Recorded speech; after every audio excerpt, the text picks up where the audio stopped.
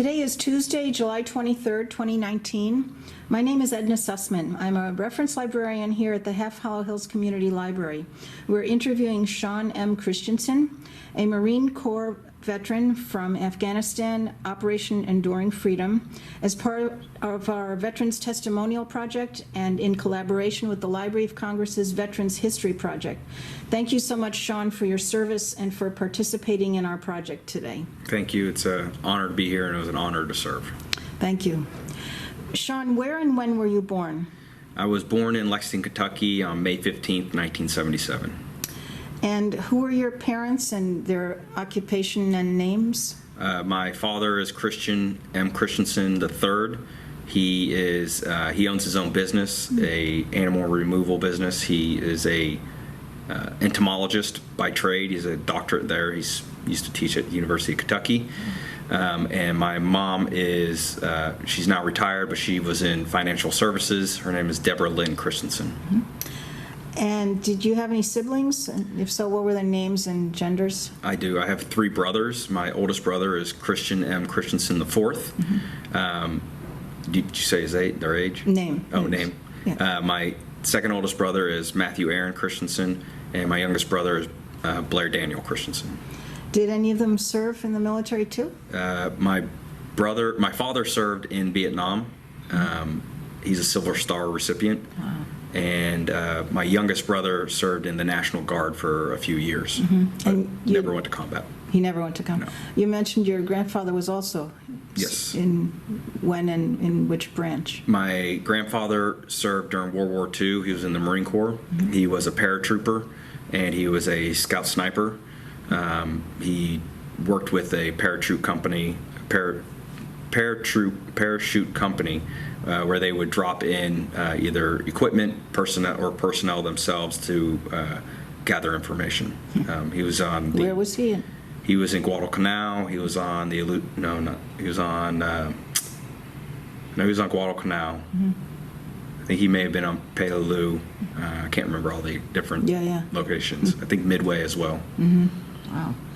So what were you doing before you entered the service? I was working in restaurants. I took a couple years off before I went to college or did anything. I just worked. I was a busboy, and then I worked in kitchens. I love cooking. Oh, nice. So I did that for a couple years, and then I decided that I wanted to do something with my life. I, at that point, wanted to go to college, but I didn't have money for college, so this was in 1997. Mm-hmm. So I joined the Marine Corps. Wanted to find some adventure, have fun, serve our country, but also find a way to pay for college. Later on, down the road. Down the road, yeah. What made you decide to serve in the Marines? Funny story, I guess. I actually didn't even think about the Marines at first. I was going to join the Army because my father was in the Army. I went to the Army recruiter. They were starting the process, but they were making me, they made me feel like they were doing me a favor, which was fine, because I wanted to serve. And one day I was in my neighborhood, and a friend of mine's mom was walking around. Her name's Kathy, and she said, "Hey, what are you up to?" I said, "Oh, I'm going to join the Army." And she said, "Why don't you join the Marine Corps?" As a matter of fact, Jason just got back from boot camp yesterday. Her son? Her son. Uh-huh. And he's going to work with the recruiter. Why don't you go to the recruiter with him tomorrow morning? So I said, okay. I was open to it. And you hadn't signed with the Army yet? Hadn't signed anything, no.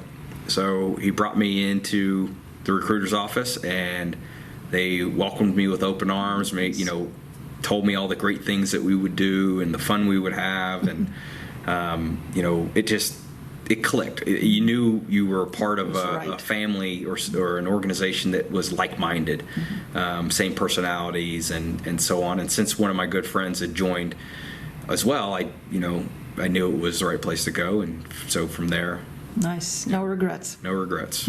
Would never join another service. Really? Nice.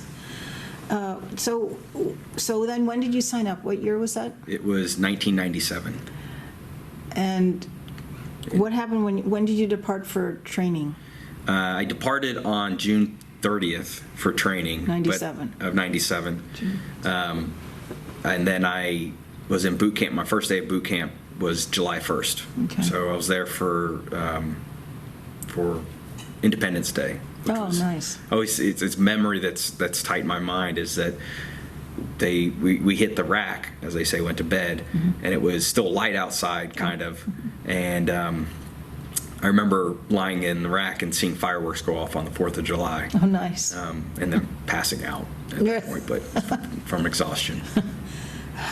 So how was it for training? How was training camp, and what about your instructors? What were they like? Training was hard. It was harder than I expected. I worked out a lot before I joined, so I thought this was going to be very physical. It turned out to be very mentally challenging more than anything else. And how come? In what way? Well, you're away from family, friends, you're in a new environment, you're on a more regimented schedule for eating, you walked everywhere, you went into classes. To me, I thought of boot camp as physical training the entire time, whereas a lot of educational training. One of the great things about the Marine Corps is they're big on their history and traditions. So they had a lot of classes where you learned history, traditions, customs and courtesies.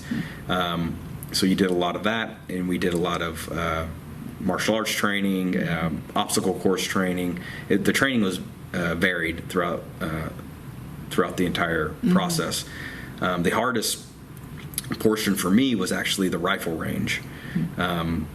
Every Marine is known as a rifleman, and so every Marine has to qualify on the rifle. You can either become a marksman, which is the lowest, a sharpshooter, which is the second highest, or an expert, which is the highest. I struggled at it, probably mostly due to nerves. I didn't qualify right away. What makes you qualify? You just get better at it, and they judge? Yeah, you have a target that you shoot at. So in the Marine Corps, we shoot at the 200-yard line, the 300-yard line, and the 500-yard line. And you do it either single shots or you do rapid fire. So you have a small amount of time to shoot 10 rounds downrange, 10 to 15 rounds, I can't remember which one, downrange, and you have to hit the target, and you have to hit within either the black, which would give you 5 points, or they had rings going out that sequentially got smaller in point value, and that's what gave you points. And at the end, you would have a total number of points that would put you in the category of qualified, which would be marksman, sharpshooter, or an expert. Oh, I see. And how long does that take until you get to the highest? Well, it depends level? on you. It depends on the individual. Some never shoot expert. Was it all within the basic training period? You started in basic training, and then every year following that, you re-qualified on the rifle. Oh, I see. With whatever unit you were with. So for me, my skills got better and better.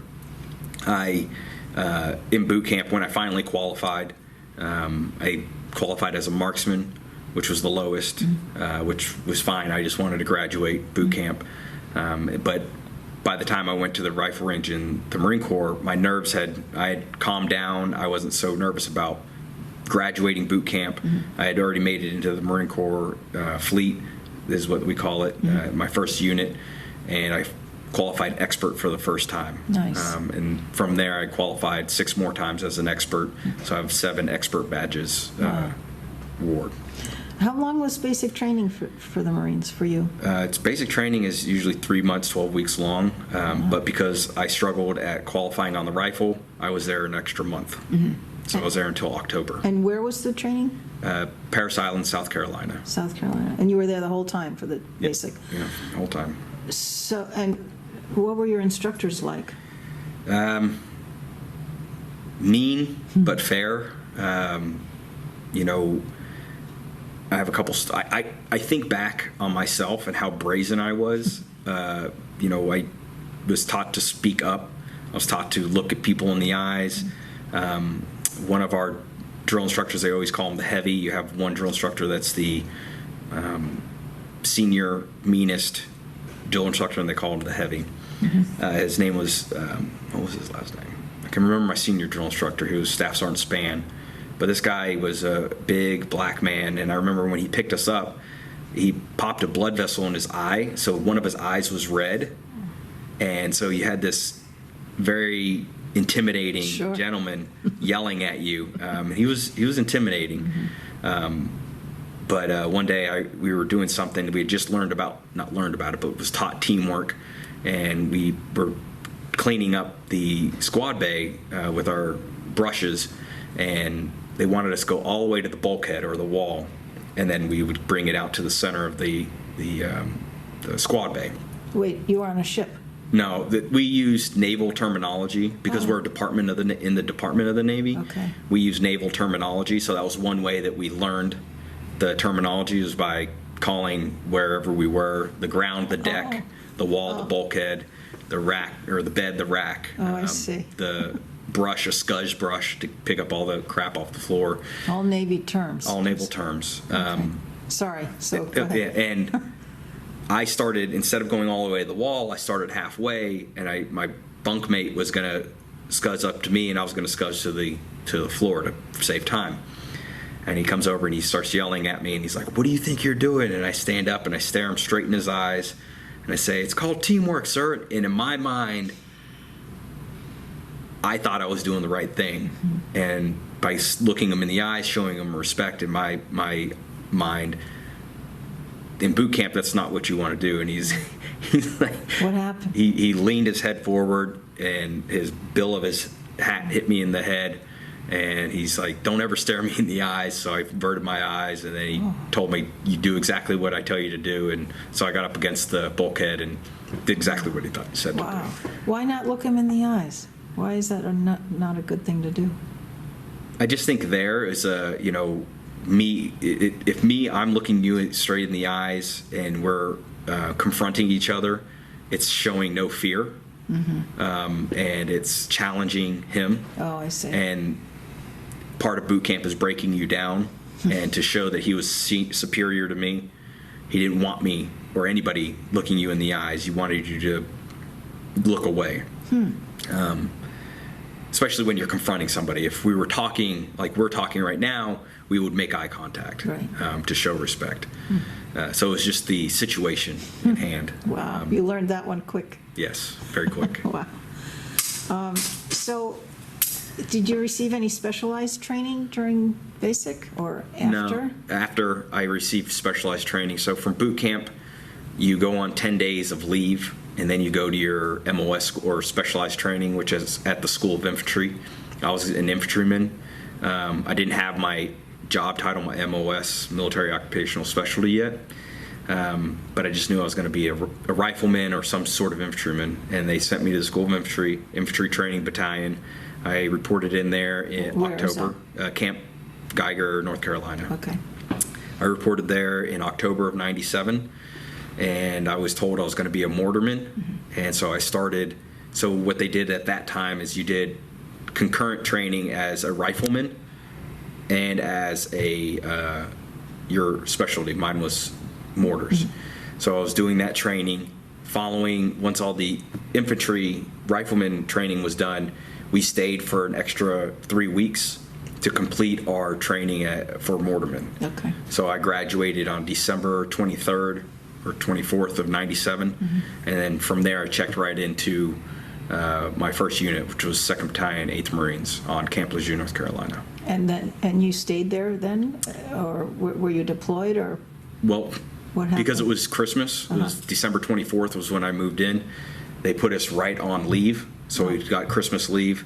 I was on leave until I believe like the 2nd or 3rd of January, mm-hmm, so I went home again, came back, and then we started training for my first deployment, which was a unit deployment to Okinawa, Japan. Mm-hmm. So they told you that right off, where Yes. you were going to go? Mm-hmm. Okay. Yep. And our first training exercise was in Bridgeport, California, which was cold weather training. Mm-hmm. And we trained in the mountains in Bridgeport, California. I've got pictures of a hole I dug that I slept in, and shelters that we made, and wow, the gear that we wore, and they taught us to ski, cross-country ski, really, use snowshoes, survive in a cold weather environment, and operate militarily in a cold weather environment. How long was that training? It was, I want to say like 3 weeks, 4 weeks long. I can't remember exactly. We went there in mid-January and left in February, so probably about a month long. Left for Japan. No, not for Japan. It just came back to Camp Lejeune, North Carolina. Did more training there, and then in June of 98, went to Okinawa, Japan. Okay. And what was the purpose of going to Japan, or what did you do there? It was just, at that time, there was no conflicts, no war. So we always did rotate non-combative deployments for 6 months long. They were just 6-month deployments. It was one to keep in practice of deploying, how to prepare for a deployment, how to, prepare your family, prepare yourself, work as a unit deployed. And then when we were there, we just did more training. We did jungle warfare training.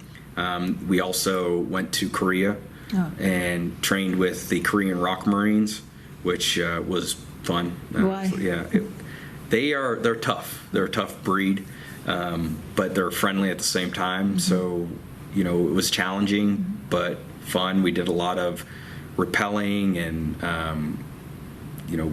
a lot of rappelling. Mountain. What does that mean? Oh, rappelling. Oh, sorry. Sorry. Going off the side of a mountain with a rope. And doing that in different elements, either through middle of a bridge to simulate going off of a helicopter, off the side of a mountain, as I mentioned. We trained in their mountains with them, and it was just a bilateral type of training exercise where we trained concurrently with a foreign force to show that how we work together. It was an exercise for the commanders. It was an exercise for the junior Marines, myself at the time, and it was to just build resolve. I mean, I remember one portion of that, we were on the side of a mountain, and a Typhoon Condition 1 came through, which the Koreans were like, all right, we're done training. They went off and left. My colonel, his name was Colonel Dick, he's like, no, we're staying out. It was freezing. It was in October, I want to say, of 98, October, November. So it was still cold. It was cold there like it is cold here, and freezing rain all night long. Didn't sleep. Where do you sleep? We were sleeping on the ground. We made makeshift. My buddy and I, his name was Capine. He was a Cuban guy. He came over from Cuba, and we got really good at making tents out of our ponchos. So we made a little hooch to stay in, kind of kept us dry. The next morning we woke up, we had to cross a river because a river flooded. A creek had turned into a river. And then I just remember everybody was miserable and freezing.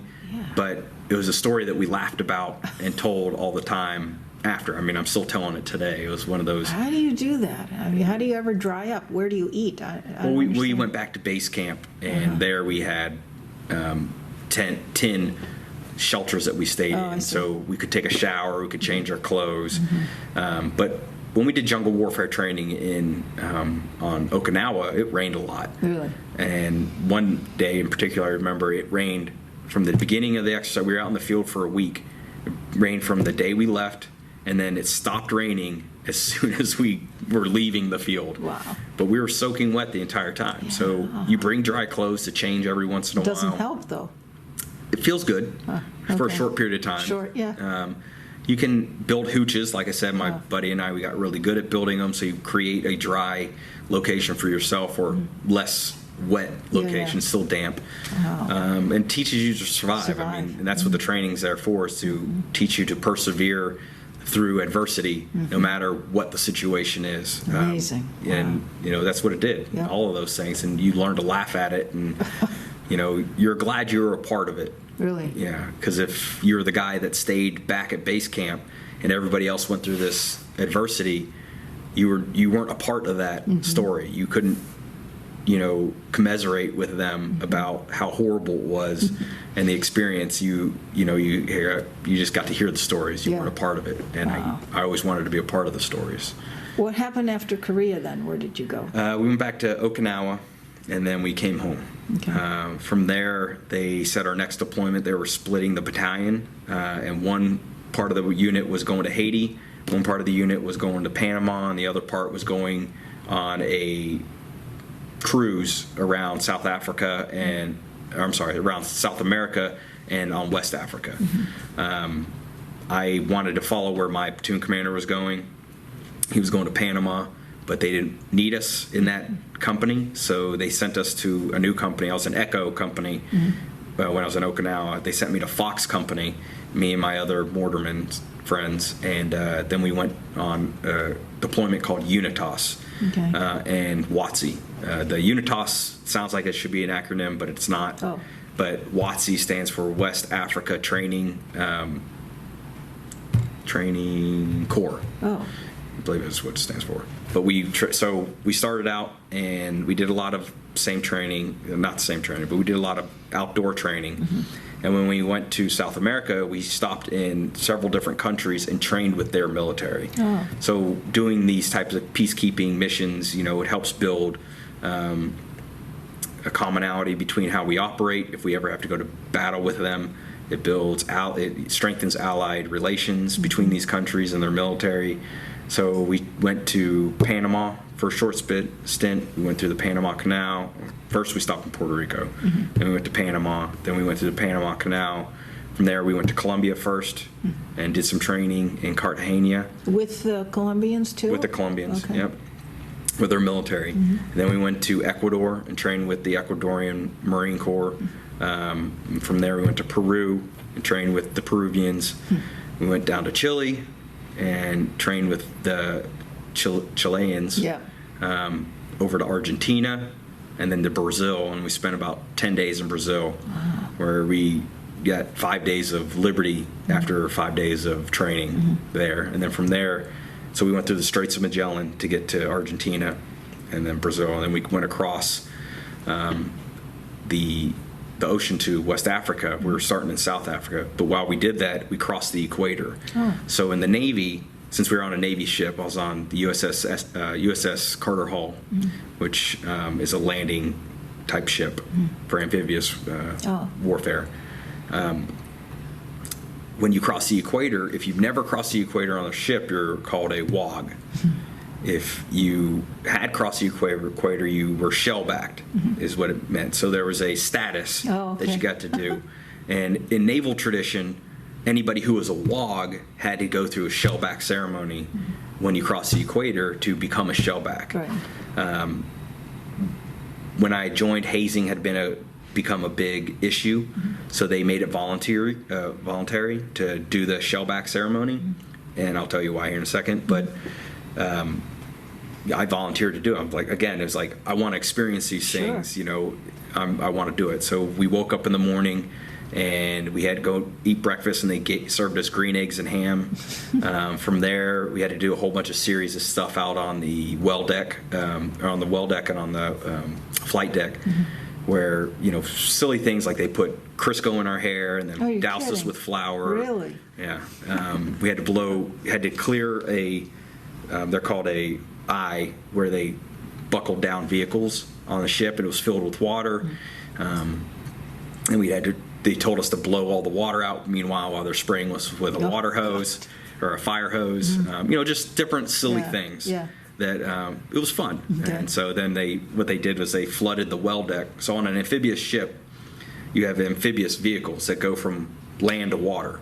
But in order to get them from the ship to the water, instead of just plopping them with a crane, they created a ship where the back of the ship opens up to the ocean, and they flood their ballasts on the ship, which will sink the back of the ship. So the back of the ship fills with water, and they like a Amtrak or a boat or anything that goes from land to water could easily depart the ship without causing too much damage to the vehicle. Now, how do they get the water out of the ship later? They release the ballasts so that the ship rises back up, so the ballasts are full of air, and the ship comes back up. And as it's doing that, they're closing the gate, and the water recedes out of the ship. Yeah. So they flooded the well deck. That's what we call the well deck, because it can fill with water. So we could swim in it, clean ourselves off, get all the grease and crap off of us. That's quite an experience. Yeah, it was but fun. you only had to do it once. I only had to do it once, and now I'm a shellback, and I have a certificate, and they gave us certificates for going through the Panama Canal on a naval ship. They gave us a certificate for going through the Straits of Magellan on a ship, which was really rocky. It was tough down there. because it's close to, what's that, South Pole. Yeah. So You did yeah. a lot of traveling. Yeah. So then after Africa? no, then we went to Africa. We went to Okay. South Africa. We did the Marine Corps Ball there. Every year we celebrate the Marine Corps birthday, November 10th, 1977, or November 10th, 1775. I don't know why I said 97. Oh, okay. 1775. 1775. So every November 10th, we celebrate the Marine Corps birthday. And we Nice. happened to be in South Africa at that time, so we celebrated it there. And then we went up to Namibia, Nigeria. They didn't let us off the ship because apparently there had been a lot of murders. Oh, wow. A lot of Americans body- or just people. People. A Ooh. lot of things were happening there, so they didn't let us off the ship. This is 98 still? 99. Mhm. 99. And then the last stop was Ghana and the Ivory Coast, and we got to do training there. We got off the ship for about a week, I think, and stayed on the beach and did training. And it was a pretty good time. Now, And when we you headed home. train with other, like Colombians or whoever, who do they speak English, or who does the training? You have yours and they have theirs, or they just? Yes, and we do some combined exercises. We had a lot of linguists with us. We had a lot of guys that spoke Spanish. So we had a guy who was Ecuadorian who was with us. We had a guy, Capin. He was Cuban. He could speak Spanish. So the commanders would take them to help communicate with their commanders in English. I see. What needed to go on, and those that had a secondary language and was using it for work got paid I an see. extra amount of money for doing that. So, I didn't really ask you about adjusting to military life, the food, barracks, and social life, all that. How was that for you before we go on to your travels? It was. I thought it was easy. I Yeah. mean, like I said, a lot of the people were like-minded. I liked the discipline. I liked the regiment of it. It helped kind of keep me straight and give me focus, and which I appreciated because it helped me succeed in the military because I embraced it. There were, and a lower rank it was harder because the higher ranks, they went through kind of an NDOC, if you want, to earn the respect that they wanted to give you in the unit. But once you got past that, once you've proven yourself to them, you just were another person on this team. There to survive, there to enjoy the time, there to do what you need to do moving forward. And food was okay? Yeah, the food wasn't bad. There are certain things that I learned to love, actually, like meatloaf. I never really ate meatloaf growing up. And there, I loved it. It was good? Yeah. Okay, great. So you served abroad. What about, so after Africa, then? And then I went to the School of Infantry and I became an instructor.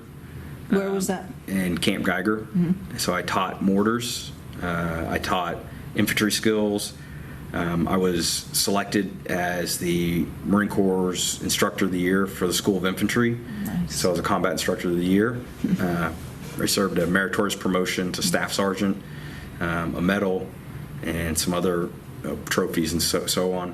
From there, they made me a Marine Combat Instructor of instructors. So I was an instructor trainer. And This was all in North Carolina? This is all in North Carolina. And we helped create so they have special duty assignments, which are, they help with promotion, you get extra pay, but they're hard to fill because they're hard duties, like a recruiter, because they have to work long hours, or out there trying to find individuals to join the military. They're away from their family. Drill instructors that are Paris Island or in San Diego that are creating Marines. That's a special duty assignment. MSG is a special duty assignment where you go to the embassies and you guard the embassies throughout the world. What does MSG stand for? Marine Security Guard. And that's a special duty. They made Marine Combat Instructors a special duty assignment as well because we were working long hours. There were days that I went home at 1 in the morning and had to be back at work at 4 in the morning.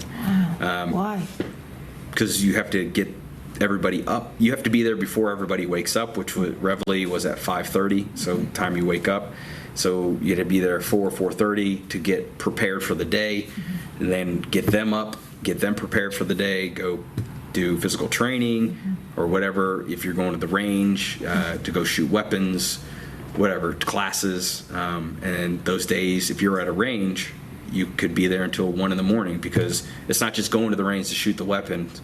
It's going to the range to shoot the weapons, to clean up the range, to go back, to clean all the weapons, to turn all the weapons in, and all that, and then to get them cleaned up, get them ready for bed. And once everybody's in bed, all the equipment's accounted for, all the equipment's clean, then you can go home. That was quite a process. Yeah, it's a lot of work that goes into it, and those are the parts that people don't think about when they join the military. They just see shooting the weapons. Oh, that looks fun. Riding in a vehicle. Ooh, that looks fun, and it is. But there's the maintenance piece, Sure. And we always say that you take care of your equipment. You're first. So we always said weapon, equipment, self. Self is last. Self is last. And if you're a leader of Marines, if you're in charge of Marines, it's always, the weapons, equipment, your Marines, and then self. Wow. So you put yourself last, especially in the Marine Corps, so that you make sure that your Marines are taken care of. You make sure your Marines get the rest they need, because they're the ones doing a lot of the work. And that's why in the Marine Corps, you eat in order of your rank. Oh. And it's in reverse order. So if you're a private, you eat first, PFC eats second, lance corporals, sergeant, all the way up to general. Really? General eat last. I didn't know that. Yeah. So when you're all in a line, they get to eat first. Really? We get to eat last. Yeah. So after being the instructor and how long did you do that in North Carolina? I was an instructor for about 4 years, until 2005. Okay. So I started in 2001, and then war happened, so tons of people were coming through training because they were beefing up the size of the Marine Corps. I got sent to a new unit, 1st Battalion, 9th Marines. There, I was promoted to gunnery sergeant, and then I was also selected to become an officer. Good and bad with that was that my unit was selected to go to Iraq. I asked if I could go and push off school. I was told I'd either had to resign my commission. You mean postpone school? Postpone school, Okay. yeah. Yeah. I'd had to either give up being an officer, so I could go to Iraq, or go to Iraq. Well, I guess that's the same thing, but I had to give up one. And so I said, I need to do what's best for myself and my career at this point. And since I've been selected to do this, this is the path I guess I need to take. So I did that. So you, became an officer? Yeah, I went to North Carolina State University through the Marine Enlisted Commissioning Education Program, MESEP, and earned my commission as a second lieutenant. Meanwhile, my company that I was in, Alpha Company 19, went to Iraq. So that was tough, but I feel that I went in the right direction. How long did that take to get your commission?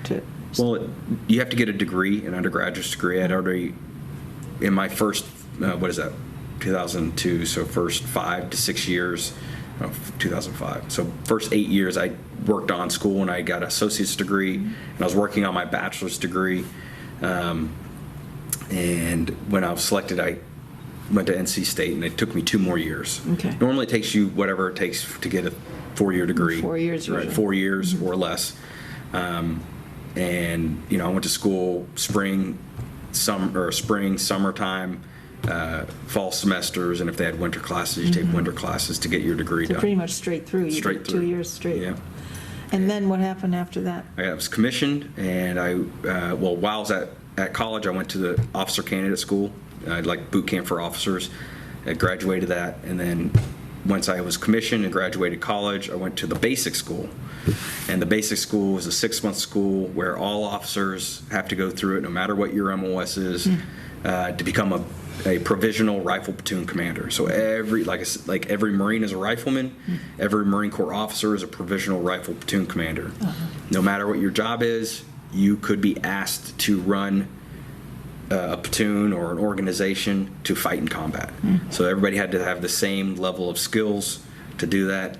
It was 6 months long. It was very intensive. It was the most intensive training I had had at that point, and I thought I had been in some intensive training. I was a swim instructor, and that was hard. School was a Marine Combat Instructor, water survival. And that was a difficult school, but this school was difficult. Well, how come? Why do you think?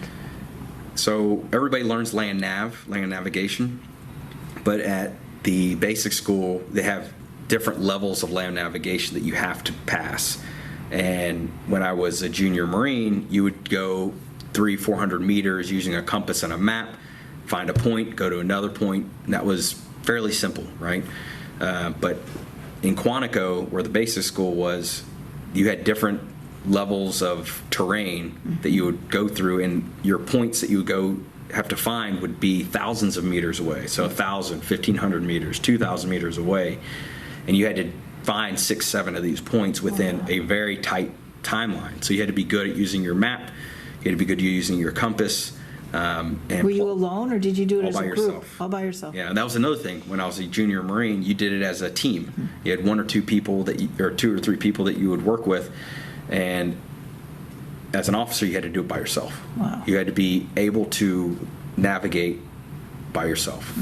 That was difficult. We did the other basics things that I was already good at, like rifle range, swim qual, any of the annual type training we had to do. A lot of the classes that they taught were classes that I taught when I was a combat instructor. So it was review. It was a review for me, which helped me in graduating. I graduated 7th out of 250 students. Terrific. So top 10%. I earned a meritorious career designation from that. Was put on the Commanding General's Honor Roll. Nice. And so did your rank go up?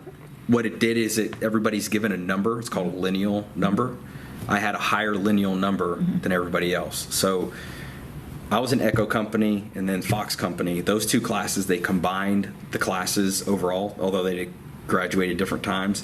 And from that, I graduated 11th out of 500 people. Wow. And that helped me because me and 10 other guys or gals in our rank structure, because we were all basically promoted the same day to second lieutenant, I was senior to them by my lineal number. Okay. Which means when you get selected for the next rank, I was able to get promoted before them, which could mean a lot of things. I could be promoted 1 month ahead of everybody, which when they come out for selection for captain, they could have cut it off on my my promotion date, and those that were promoted, say when I was promoted was like April, if anybody promoted in May and after, may not be looked at until the following year. So it could have delayed. been, it would delay their promotion.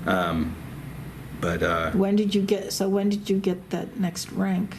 First lieutenant, it was that one's 2 years after you get promoted. Okay. So May of 2011. Okay. That's an automatic promotion unless you had messed up in some way, did something bad. And then from there, 2 years later, you get not selected, but you are reviewed to become a captain. Wow. And I got promoted or selected for captain 2 years later. I wasn't promoted until I was in Afghanistan the first time, which was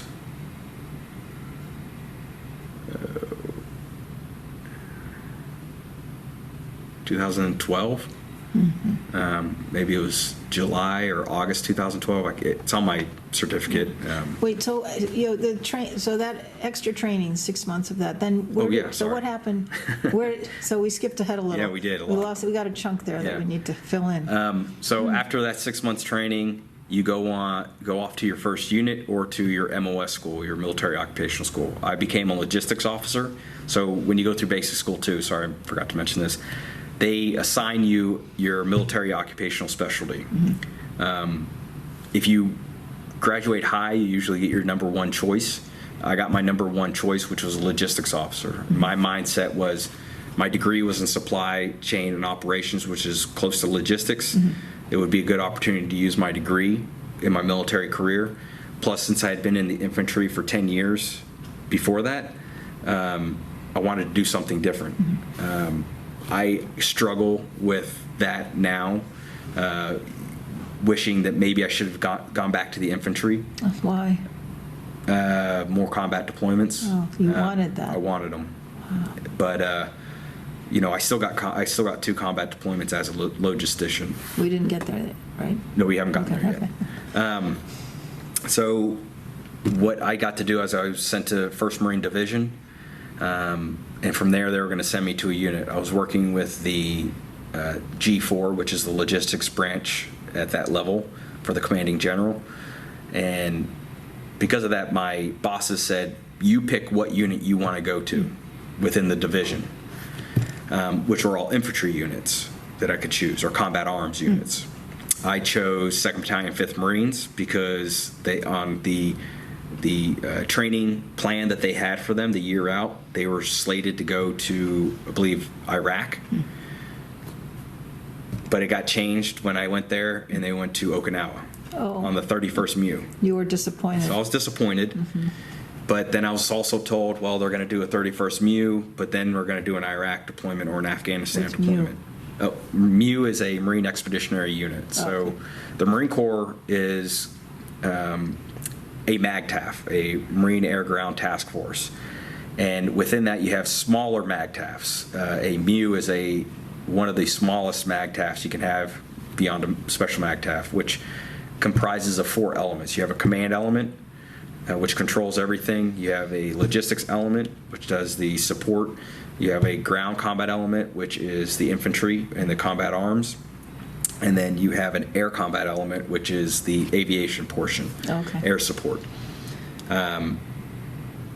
So as a MEU, you had all these, a smaller version of these going out. And in Okinawa, we did a lot of humanitarian assistance. Usually the Philippines got hit a lot with flooding, and so we had to go in there and help, you know, recover that portion of the country that was flooded. The first time I went to Okinawa on a 31st MEU, I was sent off to Japan with a small task force, a company-sized task force, and we trained with the Japanese Self-Defense Force. We started in Camp Fuji, which was at the base of Mount Fuji, did some combined arms training, and then we trained with the Japanese Self-Defense Force in Sekiyama, Japan, which actually they did some Winter Olympics in Sekiyama, Japan. Oh, really? Yeah. Not while you were there, though. Not while I was there, no.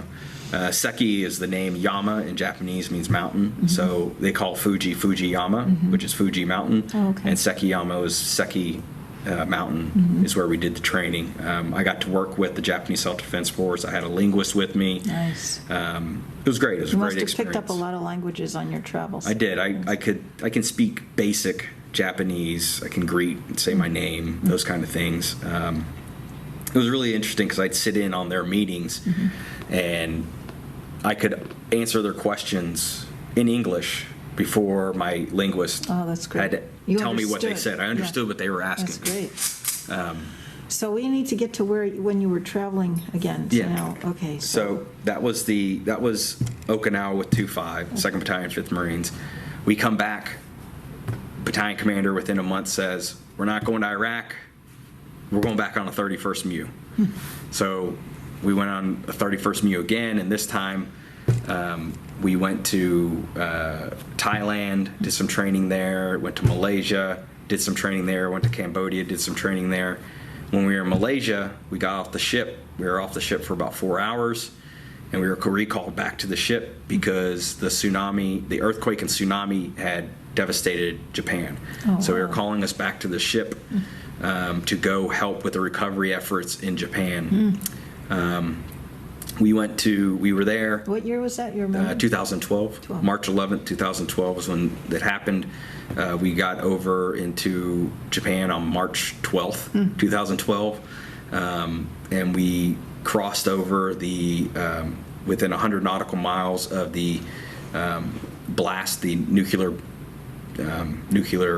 facility that had cracked open, Fukushima. Had cracked open. So because we were in there, they gave us iodine pills, and then we started helping out. We started sending supplies ashore. sent showers ashore so we could build showers for them. And we have generators and machines that help turn salt water does reverse osmosis and turns salt water into fresh water so they could have fresh showers, generators. And every time somebody went off the ship, I was the tactical embarkation officer, so I helped control the ships and people that went off and on our ship. Everybody who came back had to get tested with for nuclear radiation on their body, radiation tests. Was the iodine supposed to combat that if they were... Inside your system, yeah. Okay. It was supposed to. I don't know if it worked, but... Wow, that's kind of scary. It is, yeah. But you're just like, I'm doing my job. Yep. You know, the military is going to do the best to keep me safe. In your mind, you've got to tell yourself that, whether you believe it or not, so you can successfully do your job. If you're worried about those external things, then you're not going to do your job well. Yeah. So during that, we finally went on to Oshima, which translates to Big Island, helped them recover, clear out areas, break down some of the ships that were pushed ashore. I mean, an image that I have burned in my brain is a big freight liner, like carries big boxes on it, big ISO containers, was on the middle of a highway. Oh my God. Inland, that the wave had done that much devastation. Amazing. And it just destroyed everything. Yeah. And so they were very grateful for us coming ashore and helping them clean up and kind of get some basic necessities, the hot water, showers, some food, fresh water, and so on, so that they could push through this devastation. A lot of people were killed during that. There were, yeah. Wow. There was debris and bodies in the water that we were in and throughout you could see. It was heartbreaking. Of course. Yeah, especially, for me personally, having worked with them, been working close, How I long love were you Japan. there for that rescue? A month, because our deployment was ending. So in April, we left what we could leave, and then we turned our ship back to Okinawa, Japan to swap out. And I believe the unit that swapped out with us went back out to help I see. as well. From that, we got a humanitarian assistance medal. We got a joint meritorious unit accommodation. For me, it was rewarding because we were able to help. You did a lot of good things. Helped a lot of people. Yeah. So after that, where did you go? After that, I was time to rotate, and a unit, Combat Logistics Battalion 5, was set to deploy to Afghanistan. So I asked to go to them. Why did you want to go there? Because you train to do that. It's like being on a basketball team and sitting on the bench the entire time. I see. A good analogy. Yeah. And I didn't want to do that. I was an infantryman for 10 years, and I didn't get to go to combat. I had all this knowledge and training and experience outside of combat that I wanted to be able to see if I could apply it in combat. And now I was a leader of Marines as an officer, and I wanted to go out there to do my best to protect those that I was with. And I wanted to do that. I wanted to do it really bad. So I got to do that. It was a shorter deployment. They cut it short because we were downsizing. What year was that when you... 2012. So you left, April you left Japan. Right, April I left Japan. I went to this new unit in September 2011. We deployed in... 2012. Yeah, like April 2012, I want to say. Okay. Yeah, it's on the it's all on the paper. Yeah. April 2012, and we were there until August 2012. And my unit was responsible for helping downgrade and retrograde the bases that were there. We had over 140 bases from small little... In Afghanistan? In southern Afghanistan, where we were at. We were in the southwest region, down by, we called it the Hook. So Pakistan was near us, had a lot of trafficking that would go in there. We had a lot of big and small bases along a route in southern Helmand, Afghanistan, southern Helmand province. And I helped plan the retrograde of most of those bases. So we went from 100 plus bases down to maybe 30 bases, 20, 30 bases.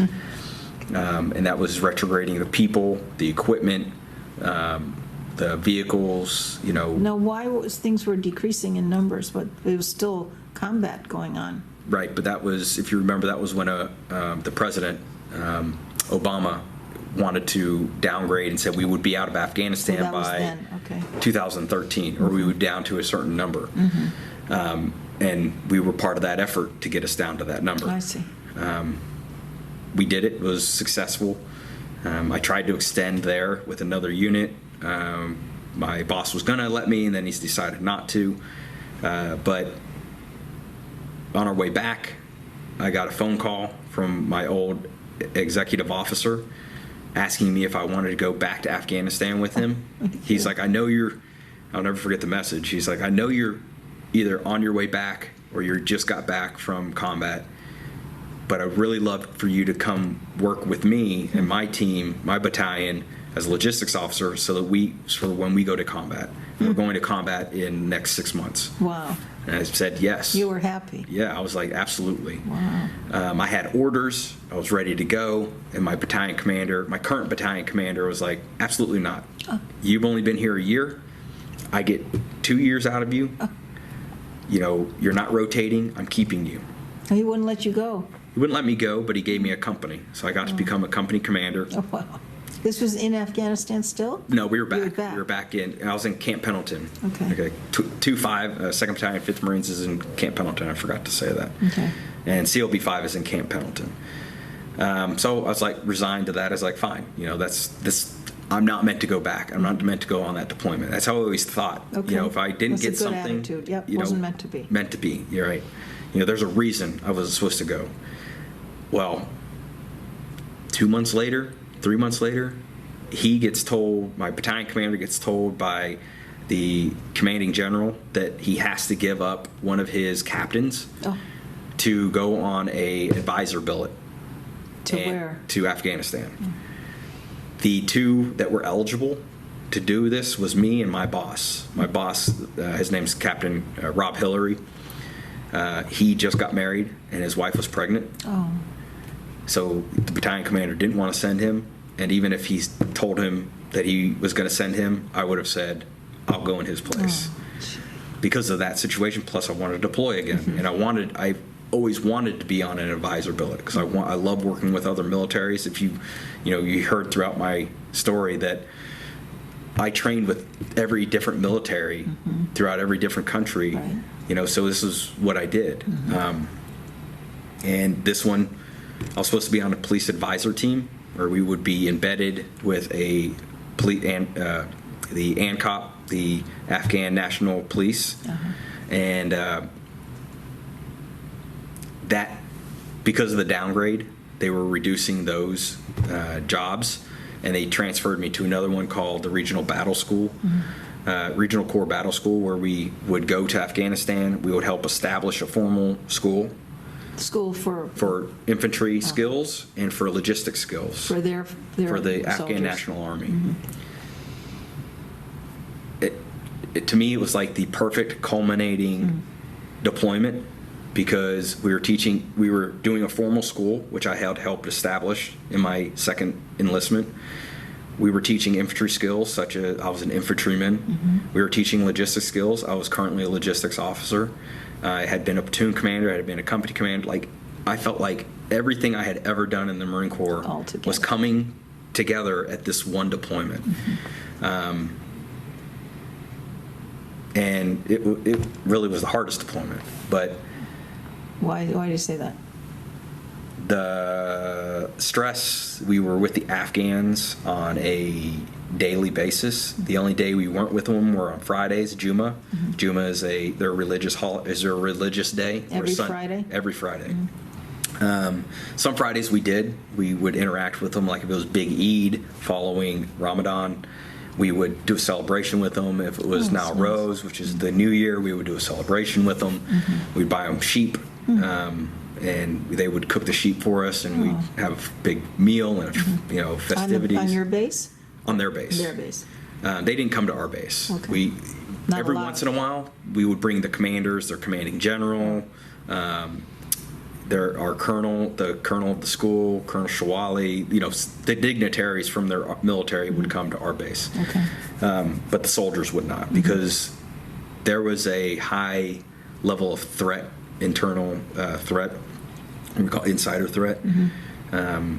We had an insider attack while we were there from one of our soldiers that we were training. What do you mean? Well, we taught them how to shoot weapons. Yeah. We were teaching them how to shoot an M16. This is in Afghanistan. This is an Afghan soldier.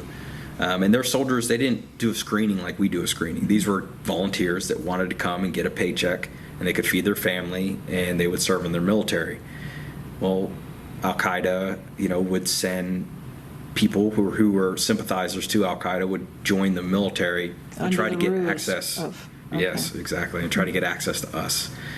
On more than one occasion, did Colonel Shawali have somebody disappear because they were a threat or thought to be a threat. I say disappear because we don't know what happened to them. Oh, wow. We just know one day they were there and the next day they were gone. So he was they were a threat when they were there. Is that Colonel what Shawali happened? was not. He was good at. He wanted to protect us. Oh. My mind, I always described Colonel Shawali as like the Godfather.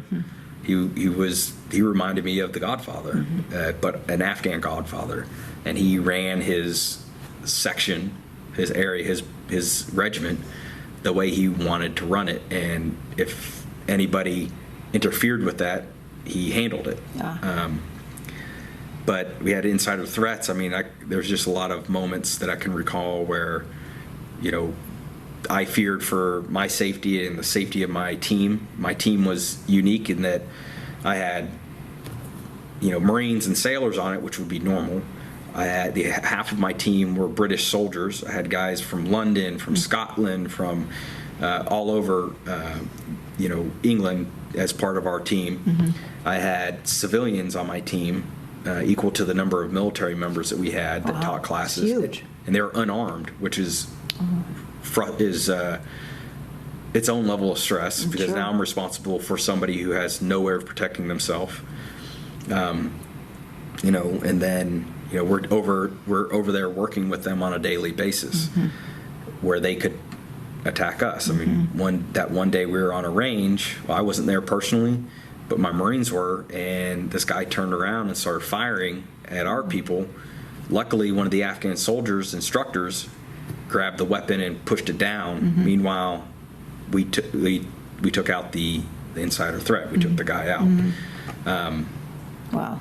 So that happened. And then, I can recall I'm driving these guys to banks. I'm driving them to shops by myself, so that the Afghans, when they get paid, so they can take their money out, so that they can, get what they need to get done. Because when they're on, the linguists lived on our base, but when they were there, that's the only way they had access to money, because they were Afghan nationals.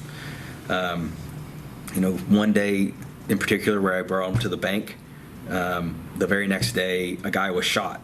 So there's a lot of instances where just by random Afghanis? By soldiers that got weapons and would see an American and say, I'm taking out this American. Wow. It is I say somebody was looking over me, because it was like I barely missed everything.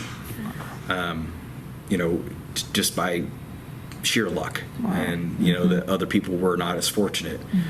And there's the daily stress and grind of being over there and being in high tense. You're always looking over your shoulder. You're always, because you don't know, a guy who's smiling in your face today could be the guy shooting you in your back tomorrow. Wow. That's why I wonder how you trust the soldiers from there, that were friendly to us. You trust them, but you keep them at a close distance. They like the saying is, no better friend, no worst enemy. You go in there with a plan to be successful and be friendly and do what you need to do to be helpful, but you also go in there with a plan to protect yourself and your Marines and your team however possible, no matter the situation. So I could go into a room and I'll be like, these are the threats in the room. This is how I'll mitigate these threats if something happens. Where am I going to stand and position myself? Where am I going to position my Marines or my team so that they can protect themselves if a threat happens. Everybody's constantly being vigilant, eyes open, scanning the room, scanning wherever you're at to look for threats. You're never going in complacent as if we're here, right? I can be calm and easy here because the chances of a threat, an active shooter happening here are pretty low. Right. Right? If it happens, it's not going to happen right here. It's going to happen somewhere in this building, and we have a better chance of survival. It's hard to live like that. Yeah.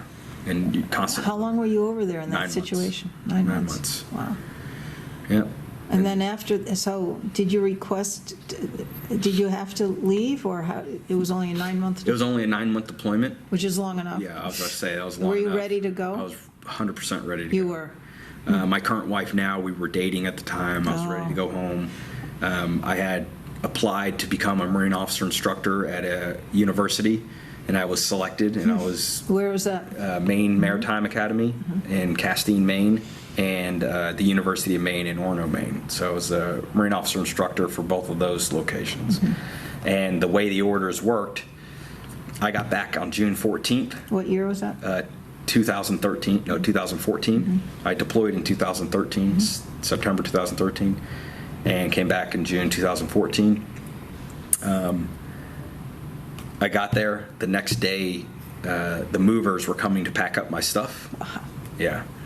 And then from there, I was getting my orders, and then I was heading to the Maine. East Coast, to Maine. Wow. So my wife came in, my current wife, she was girlfriend at the time, and we drove cross country. Nice. My stuff was moved. I found a house, I bought a house in Maine. Oh my gosh. And then I checked in at the end of July to this new unit and started my final duty station Okay. there, which was as a Marine officer instructor, assistant professor. I got to teach Nice. Navy officers. Did another thing that I love, which is teaching. I love teaching and mentoring future leaders. And So your wife was with you too there? she's a teacher here Okay. in Bethpage.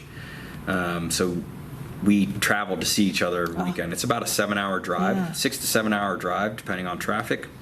So on Fridays, I would leave work early, drive down here, spend the weekend, drive back on Sunday. Wow. And That's then, hard. yeah, and then whenever her school schedule allowed her, like when she had because they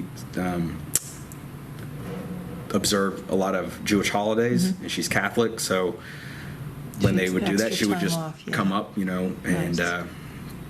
it was good. Yeah, nice. So it worked. That was the only long distance relationship that worked. Obviously, we're married. Yeah. We have a boy. We have Nice. another kid on the way. Oh, congratulations. Thank you. Nice. And so I That's retired from exciting. there. So when did you finally leave the military, the Marines? My last official day was the December 31st, 2017. Okay. My retirement ceremony was on September 23rd, 2017. So were you in Maine up until that Was. point? Yep. Okay. I did my retirement ceremony in Maine. And then I moved down here, and I've lived here since. Nice. And what did you do since you left the military? Well, my wife had our first baby, a son, Mark, and then I started a job with a company in a nonprofit services for the underserved. I was a program director. We helped veterans, homeless veterans, and the chronically homeless find housing and become stable. So when you returned home from your service from Afghanistan, how were you received by your family and community? It was with open arms. Yeah. It was positive, but it was harder for me because I wasn't the same. And they, I always heard people say that, but it's true. Really? Because the way you view life is different. The military, it changed me, but combat, it changed me more. What used to be important isn't important anymore. The things, your stress level, the way you view things. When you hear people in society complain about something that's super insignificant, it infuriates you. It bothers you. Your relationships are different that you had before, even with family members. because and it's not purposeful on our part, but you have a hard time relating because they don't understand what you've Sure. seen, what you've experienced, what you've done. And it almost sounds arrogant saying that. No, but they can't, because they were yeah. there and you were there. Right. The other way. And so Yeah. it's hard on both sides, I'm Yeah. sure. I remember my brother Matt, we always joke around. Like my brothers, 3 brothers, we, push each other, punch each other. We were in Pittsburgh. One of my brothers lives in Pittsburgh, and we were running a half marathon. And coming down the escalator, he like smacks me in the back of the head, which totally shocked me. And it had been less than a year that I had been back, and then it infuriated me. It would normally make anybody mad, but I mean, Right. it was just like this rage. And I got down the stairs, and my brother Matt's 6 foot 260, and I'm like 5'8", now I'm 200 at the time, and like just shouldered him and hit him hard into the thing, and he's like, "What the hell is your problem?" I'm like, "Don't do anything surprising like that to me." Yeah. Like it just, you can't do that. When my wife, when I first got back, we were meeting because lives in New York. I was flying from Maine to Lexington, and she was meeting me at LaGuardia, and we were going to fly from LaGuardia to Lexington, Kentucky. And I was at the water fountain, and she comes up behind me to give me a hug, and I turn around as quick as can be. I almost elbowed her in the head. I just like, don't do that. And she was, upset because she was like, "I'm just trying to give you a hug." And so how do you explain that feeling to somebody? She's offended. Meanwhile, I've got all these other feelings going through my body. Unless that's your just- training kicking in. Yep. How do you transverse into civilian life? How does that ever go away? I don't think it does. I mean, it's just, it's a hard transition. And you were in it a long time. And I was in it for 20 years, right? Over 20 years. So it was me. I remember explaining this. I can't remember who I explained it to, but I can remember there was a point where my life and how I visualize things transitioned. When you've been in the military for 4 years, you can always look back to who you were before the military and kind of keep a piece of that original person as part of you. And I'm not saying it's that way for everybody, but the transition back to civilian life is a little bit easier. Right. When you do 8 years in, that's further away. You can still keep a piece of it, but there's a lot has happened. When you've done 10 plus years, It's almost gone. you're reaching back Right. to when you were a private, to when you were for 8 years in, 12 years in, right? And at 20 years, It's a long time. you are a totally different person than who you were when you were 18 Sure. or 20. When I was 20 when I joined, totally different person. And then you add on the experiences that you've been to. I've been to so many third world countries. Like, people in poverty here complain about being in poverty, rightfully so. But we are the richest poor country in the world. Our people in poverty have more than the people who aren't in poverty in third world countries have. And think about what their poverty has, or doesn't have, I should say. Unbelievable. Yeah. It's just the perspective. Your perspective changes. Your understanding of the world changes. You're not as naive about the world, and maybe that frustrates me a lot. Is how naive people are. They're like, well, why don't they just do this? Yeah. It's like, we're a first world country. We have the ability to do a lot more than what a third world country can do. And that's because maybe their government has way more control over what goes on there. Good point. Yeah. It's just a different perspective. So. So, when you finished with the military, are you still in contact with fellow veterans? I am. Specifically from COB5, have quite a few friends from there that we have a group text that we text each other on. That's nice. That's great. Basically every day. I've got probably like 8 or Really? 9 texts Oh, right now that's that I need nice. to read from them That's from nice. this morning. That's really nice. We plan to get together. It's kind of cool. This is not purposeful, but two of my friends from COB5. One was the chaplain. He actually married my wife and I. Oh, how nice. His anniversary is on August 8th.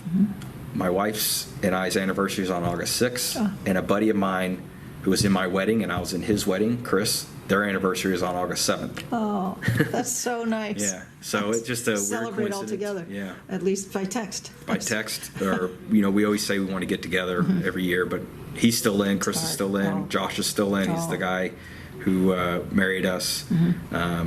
Rob, a guy who served with, he just retired as well. So, It's hard, but you It's keep in hard. touch. It's nice. yeah, it is. Are you in any veterans organizations? I am part of the Plainview VFW. I haven't really done much with that. I want to, but I find it hard to connect with that generation of military. Usually older. They're older. Vietnam, maybe a few Korea, one maybe World War II guy, maybe. There are a few guys that were Iraq, Afghanistan, but it also depends on when you served. Was it 2003 or was it 2013? Because those were two different wars. Yeah. It was the same war, but two different ways of fighting it. It's hard to connect. I want to. The organizations that I connect with more, I'm the co-chair of the Veterans Committee for the town of the Chamber of Commerce. Yes, for Huntington. Chamber of Commerce, which I'm happy doing that because that's helping to help make a difference. Yeah. The Marines that I worked with, or not Marines, but the service members we work with, I want to get together, and I told them I want to create, a time once a month where we all can get together, whether it's play cards, go That's nice. golfing, do something together to build that camaraderie and, be able to kind of let loose, but Yeah. let loose, not like go crazy, No. let loose because you're around the like-minded Exactly. people. Talking about similar Talking- things yep. helps. Yeah, without having to explain Right. everything. Right.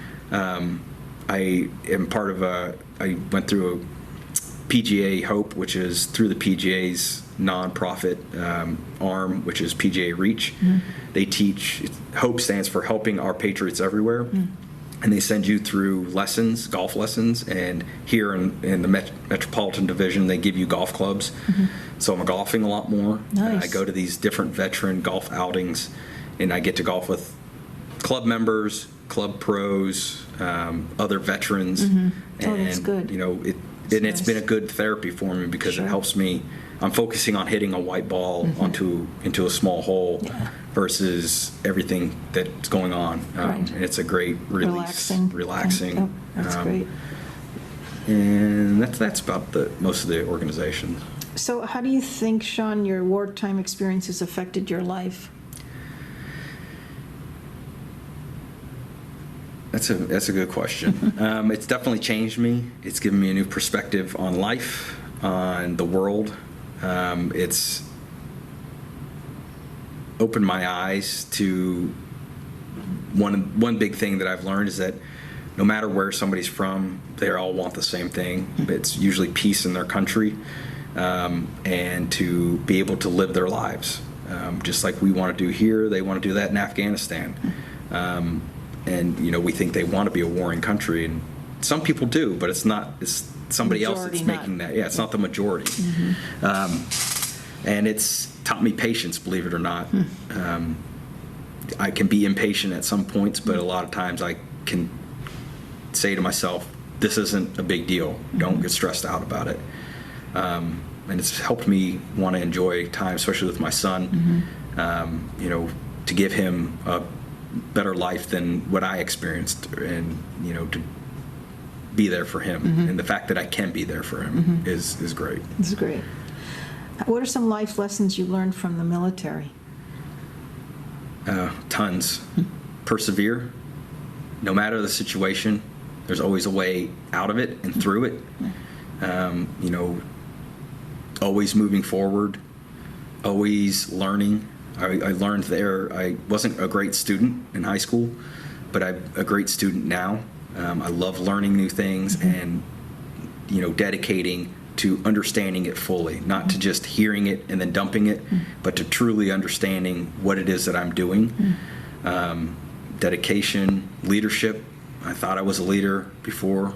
but I know I'm a leader now. Definitely, all you've done. Yeah, and how to do that, how to apply that. It's different in the civilian workforce than in the military, but there's a lot of similarities Basic things, as well. right, carry over. Yeah, and finding those and meeting them together, and adjusting, is important. But keeping true to who you are is another thing I learned. Keeping true to your character, your morals, your ethics. I think it was Mark Twain that said it. When you're like you can never go wrong doing the right thing, right? You'll never be wrong doing the right thing. I think that's what it is. That's good. And that's true. It's like if you're doing what is right, then you're not going to be wrong. You're not going to do the wrong thing. That's good. Very good thought. Yeah. So. How do you think your military service impacted your feelings about war and the military in general? Well, it's mixed. My wife and I talked about it recently too. It's just, and I recently watched Hurt Locker. It's about an EOD guy and team in Iraq. And at the ending, I thought it was a very true ending in the fact that this guy goes to combat. He did all these dangerous things. He was a part of a team. Lives were put at risk, but were saved. He had a mission. He had a purpose. And he was around like-minded individuals that understood each other. He goes home after this deployment, a year deployment, and he's talking with his wife, he's with his kid, and he's trying to relate stories from from Iraq to his wife, and his wife is disinterested and doesn't understand. And following that scene, the next scene is him getting off of a helicopter, joining another unit in Iraq. And those who've been to combat usually want to go back to combat, especially after they've been in the civilian world, because that's where they feel comfortable. That's amazing. But it's so unsafe. It is, right. But you know that you've been trained properly to be safe, or to be as safe as you can be. But still, it's that having that mission and having that purpose that I think is missed. And, combat gives you that. It gives you the real life version. Training gives you that, but being in combat, you are living it and feeling it. And it is the culmination of everything that you've gone through, that you persevered through. And, You think it's a feeling of accomplishment? Or 100%. Is that accomplishment? part of it? Is there a message you'd like to leave for future generations who might view this video? Listen to your heart. I never thought I'd be in the military. Really? Never thought I'd serve 20 years. Huh. I didn't go out saying I'm going to join the military, but listen to your heart, listen to the direction that, God or whoever you believe in is guiding you, and know that things happen for a reason. And to understand that if you're going through a hard time or through a hardship or through adversity, you're being taught a lesson. Listen, pay attention to your situation, learn from it, because you never know when you're going to need that skill and that experience that you learned from that point in time, because you'll need it. It will come back to support you and to serve you. Yeah. That's very good advice. Everything happens for a reason, like you said, and it teaches you something. It does. You've got to be intuitive enough to pay attention to it, to learn something from it. Otherwise, it'll repeat itself until you learn it. Well, Sean, thank you. Anything we haven't discussed or you'd like to add that we may have missed of your time abroad or in combat? Or I'm sure there's a lot of little snippets and scenarios that we could talk forever on that were missed, but it was an absolute honor to serve. I'm proud that I served. I love to tell people I'm a Marine. I'm still a Marine, even though I'm retired. It became me. I am a Marine. And if I could continue to serve now, I would in some capacity. And if a war breaks out again, I told my wife, it's like if they said, "Hey, we need you back," I'd say, "Tell me when, tell me where." Really? What did she say? She hates hearing that. Yeah. She doesn't want me to. Well, we're so grateful for all you did, for all of us. It's amazing. Your story's amazing. Thank you. Thank you so much. Thank you for doing this. I appreciate It's my you doing honor. this. Thank you.